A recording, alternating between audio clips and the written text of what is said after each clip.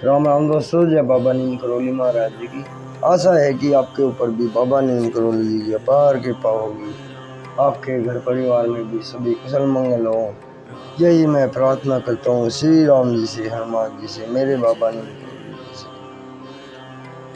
आपके घर परिवार में सदैव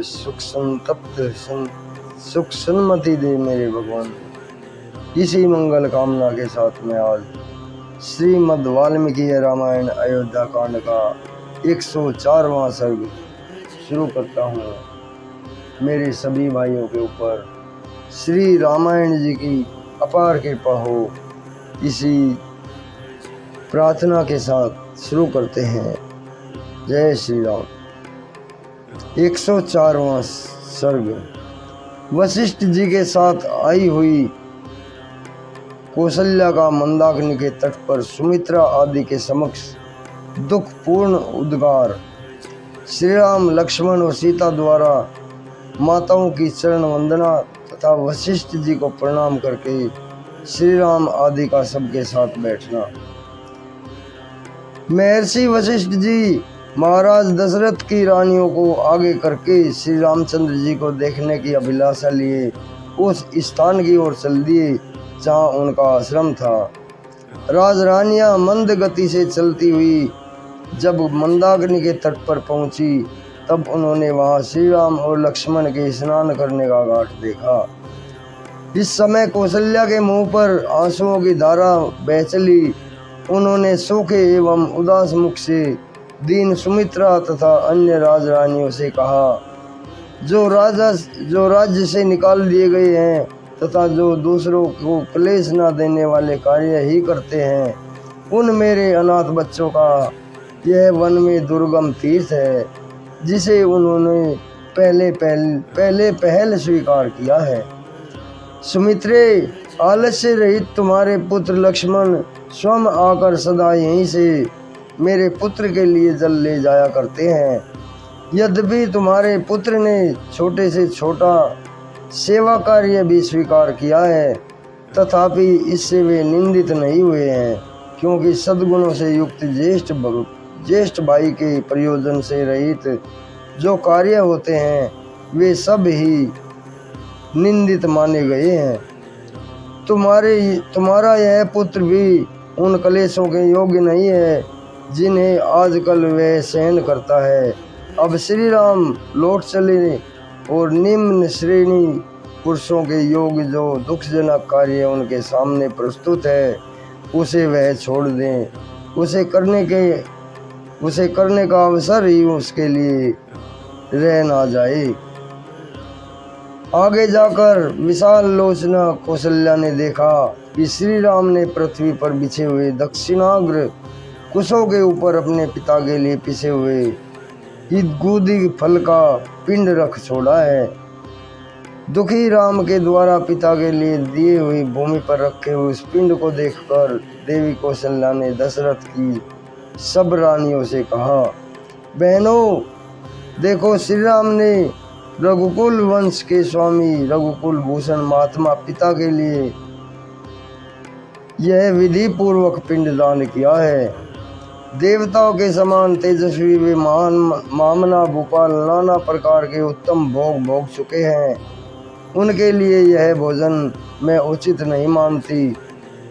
जो चारों समुद्रों की पृथ्वी का राज भोग कर भूतल पर देवराज इंद्र के समान प्रतापी थे, वे भूपाल महाराज दशरथ पिसे हुए ईगुदी फल का पिंड कैसे खा रहे होंगे।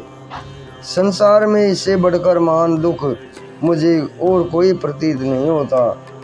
जिसके अधीन होकर श्री राम समृद्धिशाली होते हुए भी अपने पिता को ईगुदी के पिसे हुए फल का पिंड दान करें। श्री राम ने अपने पिता को ईगुदी का पिंड पिनायक पिसा हुआ फल प्रदान किया है। यह देखकर दुख से मेरे हृदय के सैकड़ों टुकड़े क्यों नहीं हो जाते। यह लौकिक श्रुति लोक विख्यात कहावत निश्चय ही मुझे सत्य प्रतीत हो रही है कि मनुष्य स्वयं तो जो अन्न खाता है उसके देवता भी उसी अन्न को ग्रहण करते हैं। इस प्रकार शोक से आर्त हुई कौशल्या को उस समय उनकी सोते समझा बुझाकर उन्हें आगे ले गई। आश्रम पर पहुंचकर उन सब ने श्री राम को देखा, जो स्वर्ग से गिरे हुए देवता के समान जान पड़ते थे। भोगों का परित्याग करके तपस्वी जीवन व्यतीत करने वाले श्री रामचंद्र जी को देखकर उनकी माताएं शोक से कातर हो गई और आर्त भाव से फूट फूट कर रोती हुई आंसू बहाने लगी। सत्य प्रतिज्ञ नरश्रेष्ठ श्री राम माताओं को देखते ही उठकर खड़े हो गए और बारी बारी से उन सबके चरण वंदों का स्पर्श किया। विशाल नेत्रों वाली माताएं, स्नेहवश जिनकी अंगुलियां कोमल और स्पर्श सुखद था, उन सुंदर हाथों से श्री राम की पीठ से धूल पहुँचने लगी। श्री राम के बाद लक्ष्मण भी उन सभी दुखिया माताओं को देखकर दुखी हो गए और उन्होंने स्नेह पूर्वक धीरे धीरे उनके चरणों में प्रणाम किया। उन सब माताओं ने श्री राम के साथ जैसा बर्ताव किया था, वैसे ही उत्तम लक्षणों से युक्त दशरथ नंदन लक्ष्मण के साथ भी किया। तदनंतर आंसू भरे नेत्र वाली दुखनी सीता भी सभी सासुओं के चरणों में प्रणाम करके उनके आगे खड़ी हो गई। तब दुख से पीड़ित हुई कौशल्या ने जैसे माता अपनी बेटी को हृदय से लगा लेती है, उसी प्रकार वनवास के कारण दीन दुर्बल हुई सीता को छाती से चिपका लिया और इस प्रकार कहा, विदेह राज जनक कुमारी पुत्री, राजा दशरथ की पुत्र वधू तथा श्री राम जी की पत्नी इस निर्जन वन में क्यों दुख भोग रही है। बेटी, तुम्हारा मुख धूप से तपे हुए कमल, कुचले हुए उत्पल, धूल से ध्वस्त हुए स्वर्ण और बादलों में ढके हुए चंद्रमा की भांति श्रीहीन हो रहा है। विदेह नंदिनी, जैसे आग अपने उत्पत्ति स्थान काष्ठ को दग्ध कर देती है, उसी प्रकार तुम्हारे इस मुख को देखकर मेरे मन में संकट रूपी अरणि से उत्पन्न हुआ यह शोककुल मुझे जलाए देता है।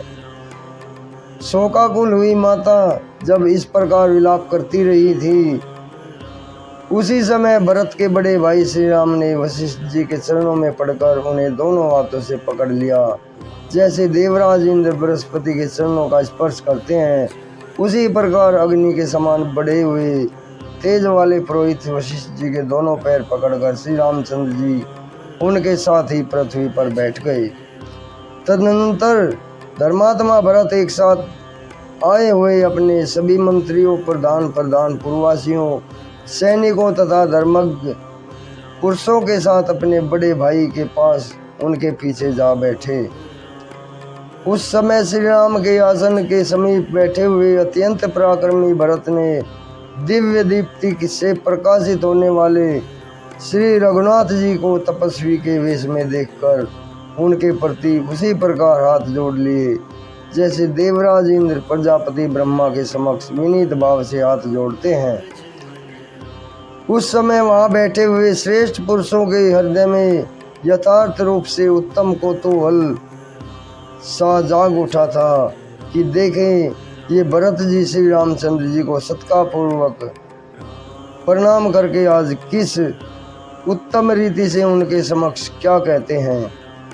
वे सतप्रतिज्ञ श्री राम, महानुभाव लक्ष्मण तथा धर्मात्मा भरत, ये तीनों भाई अपने सुहृदों से घिरकर यज्ञशाला में सदस्यों द्वारा घिरे हुए त्रिविध अग्नियों के समान शोभा पा रहे थे।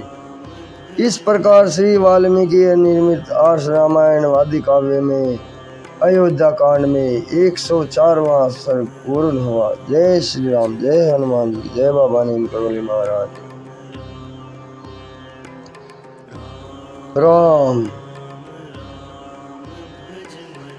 प्रभु सबका भला करो मेरे। जय